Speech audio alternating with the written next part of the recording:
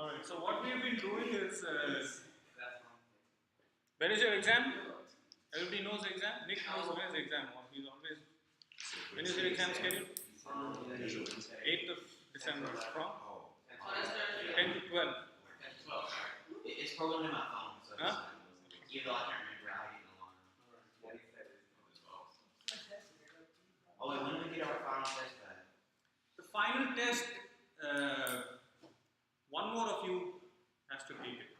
So I don't want to give, I cannot give it before everybody takes it. Okay.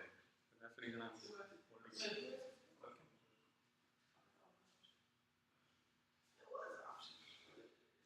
And it was, yes, it was optional, so. So how was one ticket? Oh, Oh, okay.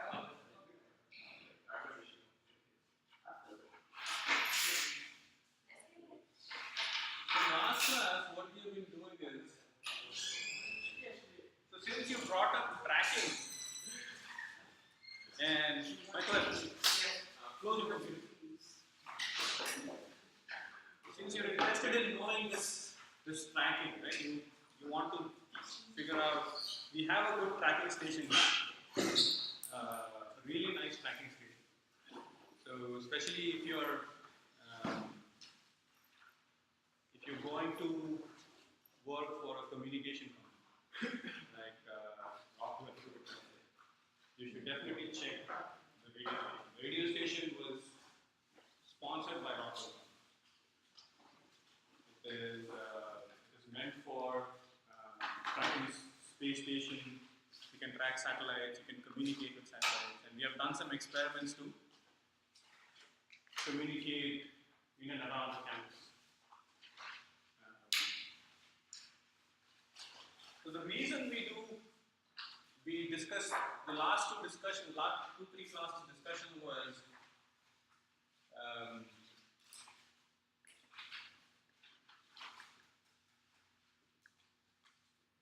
expressing R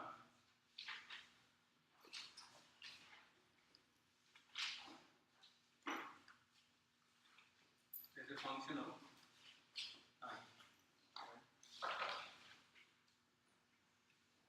Until we talked about eccentric anomaly,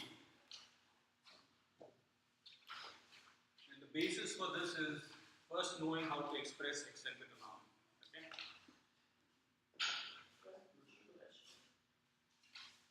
So what we did was as part of this discussion, we figured out what is eccentric anomaly. What is eccentric anomaly?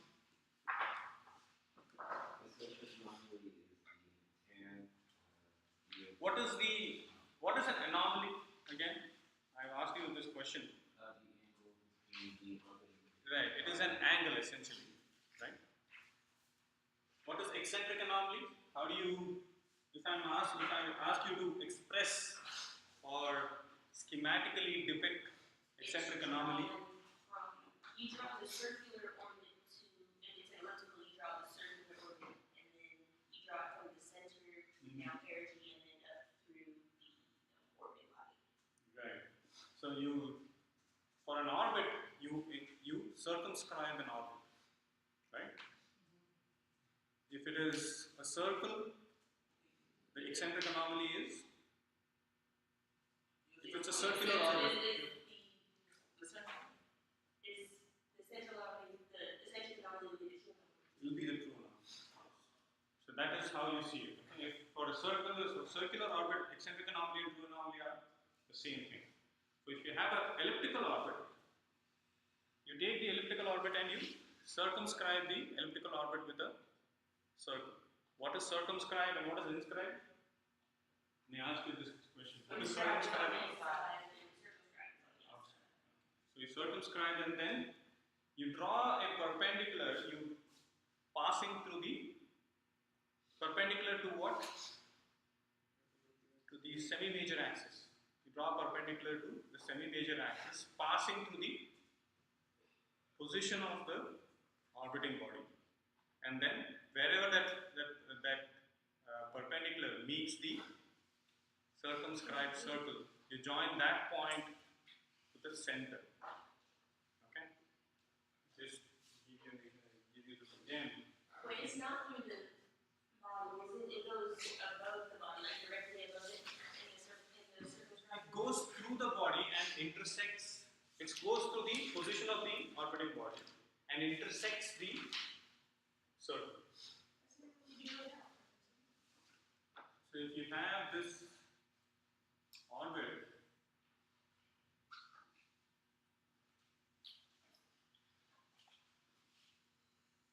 let's say this is your orbiting body. This is where the orbiting body is, right? And this is your focus, and this is the center. First, what you do is you circumscribe it. This is the circumscribed circle.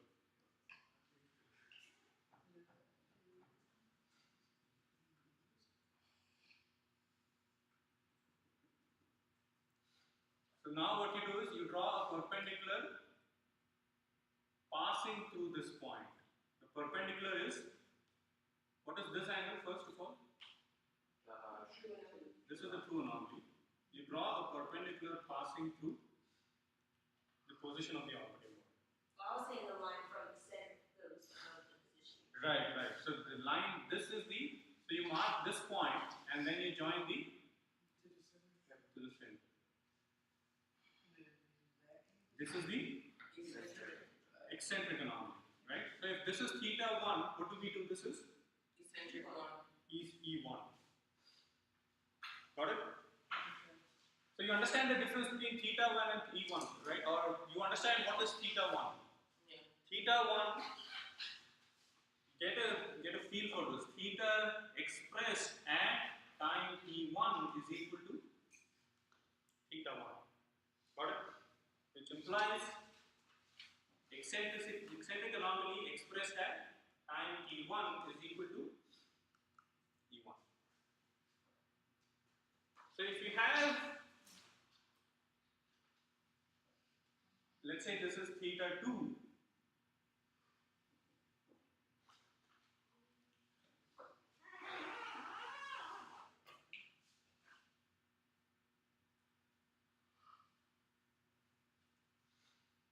so this is theta 2. So what do? We again draw a perpendicular to, so perpendicular should be to the major axis and it should pass through the orbiting position of the orbiting body, right? And then wherever this intersects with the circumscribed circle, you join this to the center. And this would be E2. E2.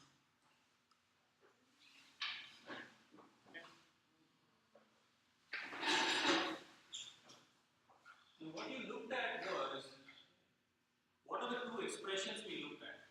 We looked at expressing tangent E equal to is equal to square root of 1 minus E divided by 1 plus E. This is equal to theta, right? So this gives the relationship between true anomaly and eccentric anomaly, right? And then you have n into nt, right, is equal to, what was this expression? E minus E sine E minus E Small. sine L small e. small. It was a small e and then sine. Right. It is E sine. Okay.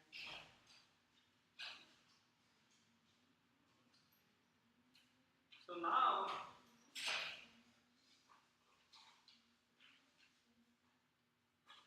this, can I write this as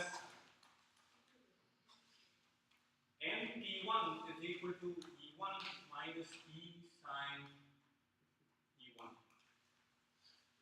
Does this make sense?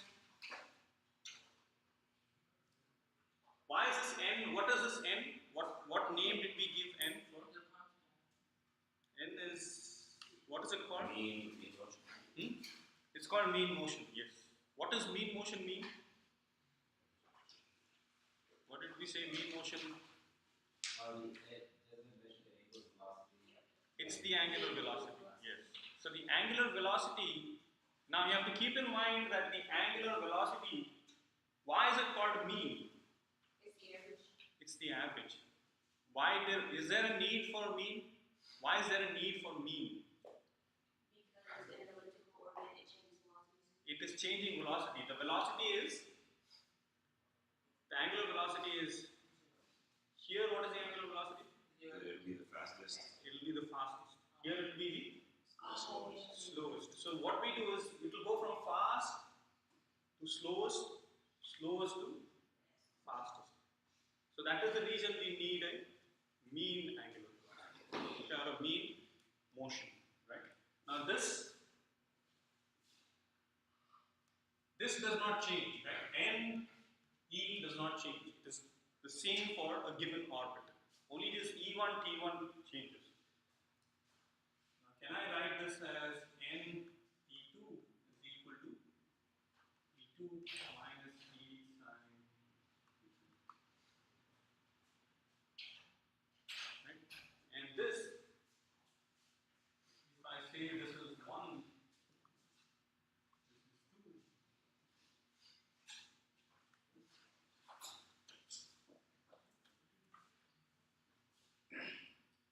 2 minus 1 will be n into E2 minus T1 is equal to E2 minus T1 minus E2 and E2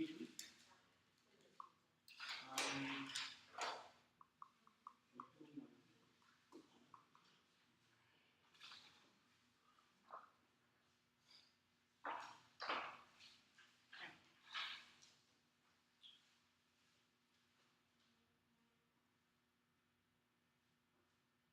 What is the application of this?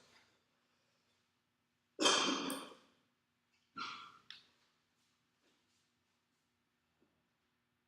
could find in. Huh? You could find in. N is something you know. Is this the difference in time between the two? Right. So think about this time. Okay. Focus on this. What is this time difference? Focus on this. Okay. Now think about. There's going to be a little. Just stay with me. Okay. Think about an orbit. This orbit.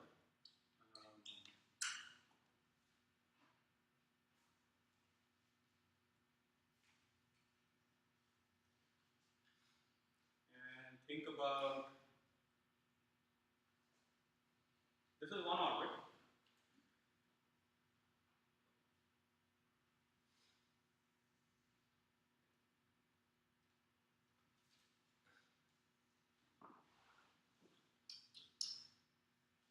And let's say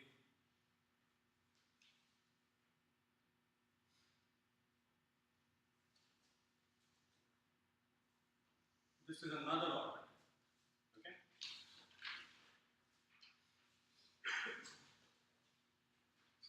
You with me? One of the orbits is passing through this point, and the other orbit is passing through this point. Okay? Now think about the space station is in this orbit. Right? And your shuttle is in this orbit. If you want to rendezvous, you know what rendezvous is? If you want to dock to the space station, what are you going to do?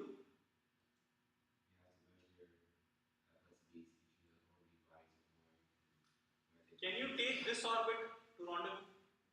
The black one? It's orbiting like this, okay? The space shuttle is orbiting, passing through this point. The space station is orbiting this way, and you have the space station going through this point. So this, it's not necessarily it need not pass through this point. Okay, it just so happens that it seems like it is passing, but think about this as something like this. It's not passing through the second point. The space station orbit is not passing through the second point. Okay. So what you can do is you can execute a maneuver here, right, at this point, so that the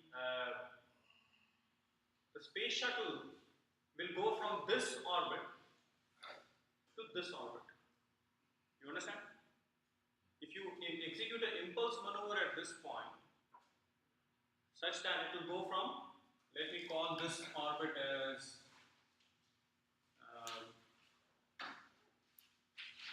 1, 2, and 3. There are 3 orbits here. What is the first orbit? Or what is the second orbit? What is in the second orbit?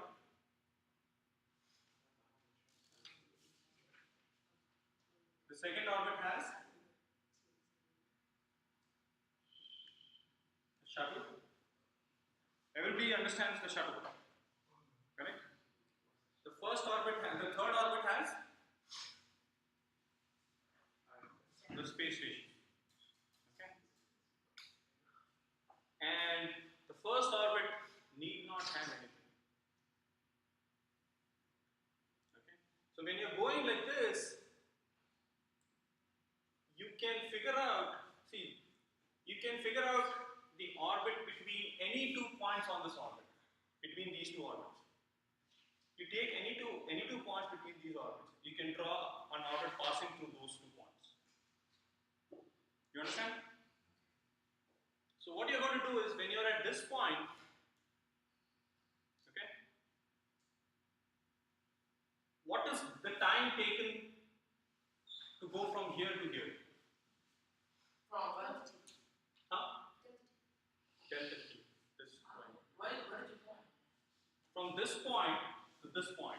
It depends on what type of orbit it's on. Right. No, I'm So saying that time period is this. How? It was on different orbits. It is not on different orbits. So It's it's always all different like- orbits.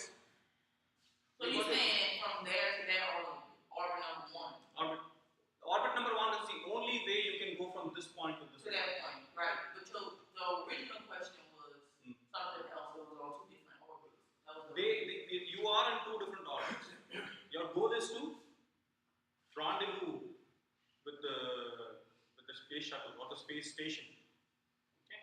Or let's say you want to refuel one of the satellites. So you have to dock with the other satellite, right? You're going to now think So about this.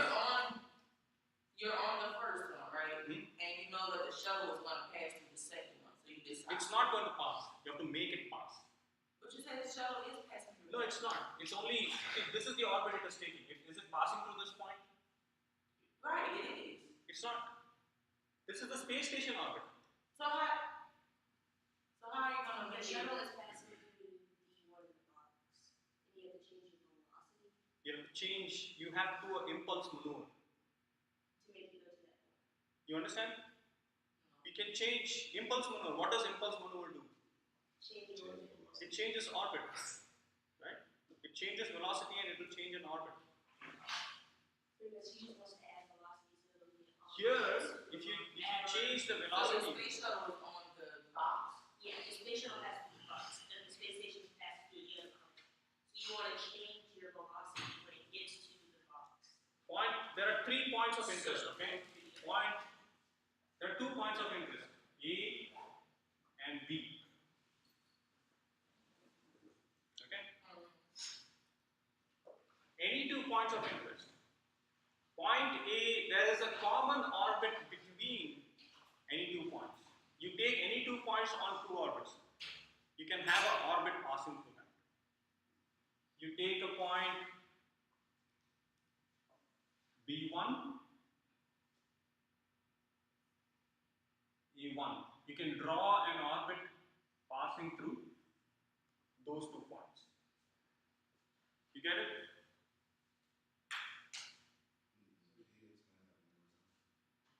Point A and B are on 2 different orbits. You understand that? points on the two orbits, A1, B1. A1, B1 again are on two different orbits, right? But you can draw an orbit passing through those 2 points. Hmm? Which is the circular, which is over one. Right. Here there is no, don't worry about the circular orbit, okay? Just think about how do you rendezvous, how do you dock, how do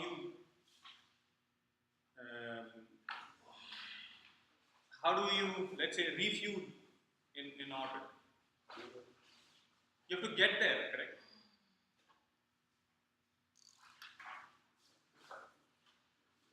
So you have this.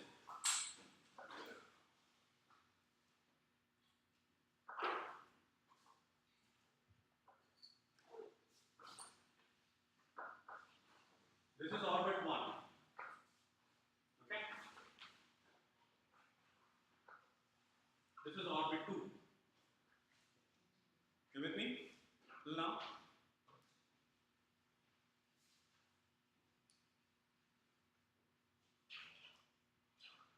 You have the space station, the shuttle, here, in this orbit, and the space station in this orbit. So why don't, so you're gonna try to get the shuttle to the Yes. ISS, the international, and you use that through the. This will help us give you that. You have to draw an orbit passing through these 2 points. You can always draw an orbit passing through these 2 points. And that's gonna give me the T. Delta The T. difference in T, delta T. Delta T. Right. If you know that time, so there are infinite number of combinations of these 2, right? You could have this point and this point, sorry, this point, right? Then you combine these 2. You can have this point and this point, right? You can combine, you can draw an orbit like this. You see there are infinite combinations of getting from one orbit to another. And if you know what is the time required? The most important point is what is the time required from going from this point to this point. Right?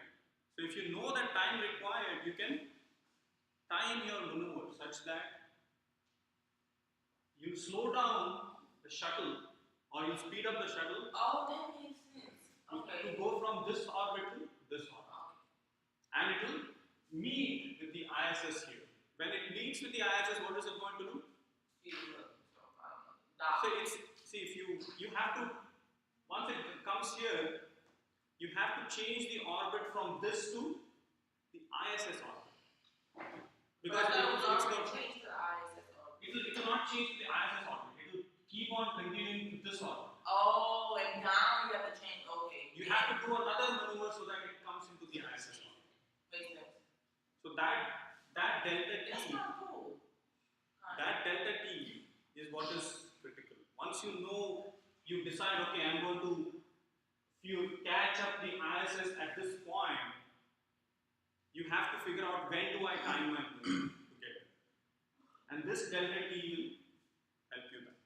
So this N into delta T is equal to E2 minus E1 minus E into. So here you can say this is delta E minus E into sine E2 minus sine E1. So this is one of the applications of this. This is the need for this gives you why it's important to express the position as a function of time. You got it? This gives you a little bit of context of why we do what we do. So this will be included as part of your exam, final exam. So just review this material. Any questions so far? Everybody Please in give- your office, Dr. Sunday? Yeah, I'll go. Okay. Please give me your attendance.